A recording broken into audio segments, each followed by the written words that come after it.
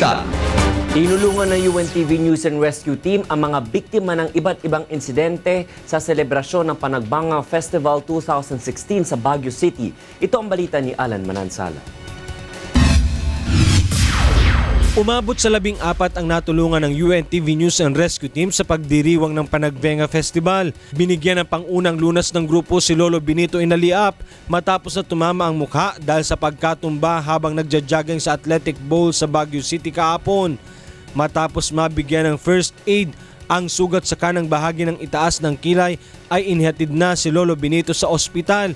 Siyam naman ang tinulungan ng UNTV News and Rescue Team, katuwang ang City Disaster Risk Reduction and Management Office sa kasagsagan ng Grand Street Dance Parade kahapon. Karamihan sa mga ito ay nakaranas ng pagkahilo, nahihirapang huminga at pinupulikat.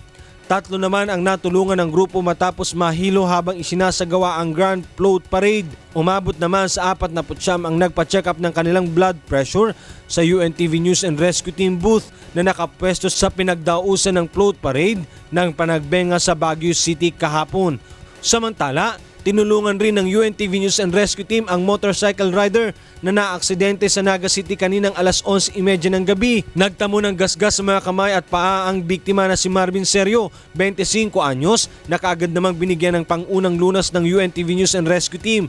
Ayon kay Serio, pauwi na siya sa kanilang bahay galing sa kasayahan ng bigla na lamang may nag-overtake sa kanyang nakamotorsiklo at nasagi ang kanyang manibela. Nawalan siya ng kontrol sa manibela at sumadsad sa kalsada kaya nagkaroon ng mga gasgas.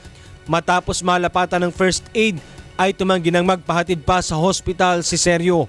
Alan Manansala, UNTV News Worldwide.